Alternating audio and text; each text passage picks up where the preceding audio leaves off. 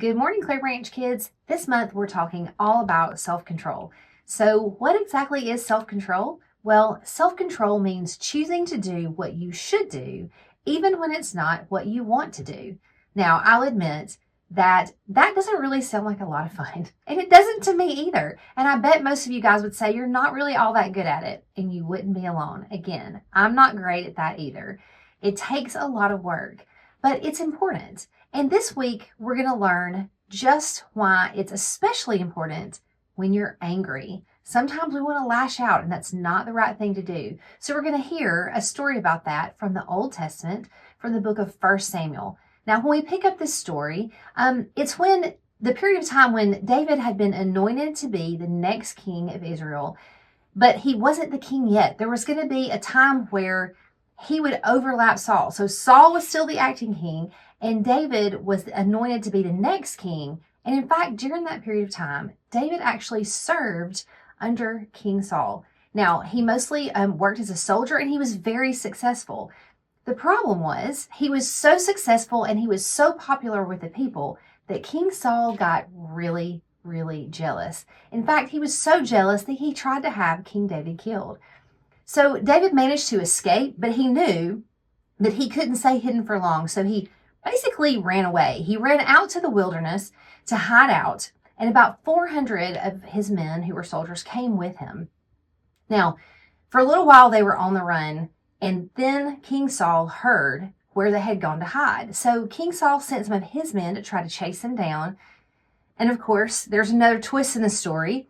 While they were out there looking for David, King Saul finds out that they're being attacked by the Philistines. So he has to pull his soldiers back and go battle with the Philistines. Now, so while they were out there doing that, nobody's looking for David and his men. So they kind of had a little bit of a breather.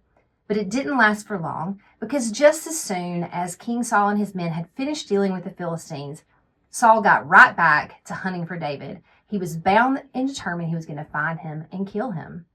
Well, King David and his men, again, they're out in the wilderness, and they've been hanging out in this area where it was close to some caves and things. So when they found out that King Saul was approaching, they hurried, and the only place that they could hide was inside these caves.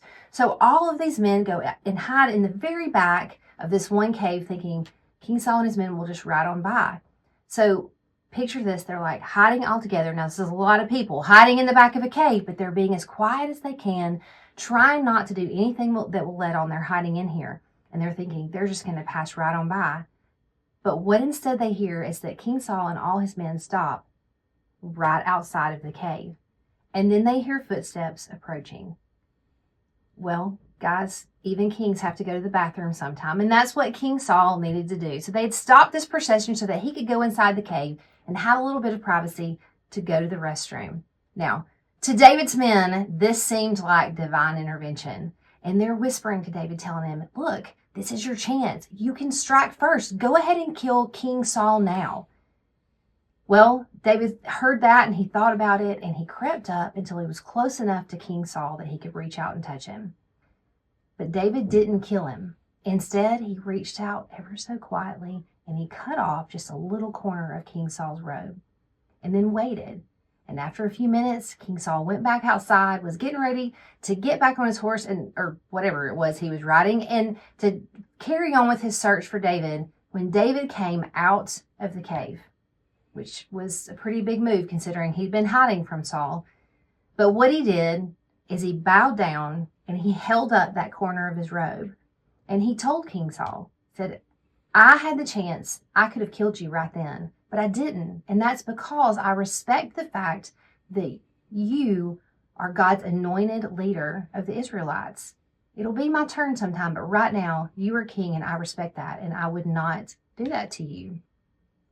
Well, surprisingly, for a man who was so dead set that he was going to find King David and ruin him, King Saul felt terrible.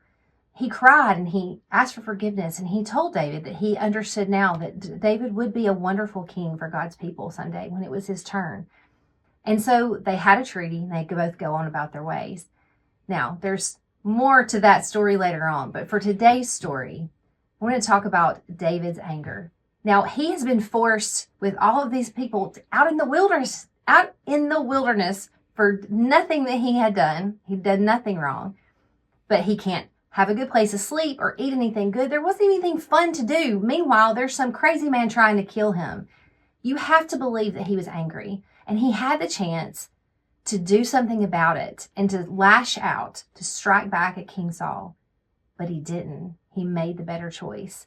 And guys, we can make those choices too. Just like King David did, we can choose to not let our anger control us. And luckily for us, we have God to help us do that. So guys, that's our bottom line for this week. Don't be controlled by your anger.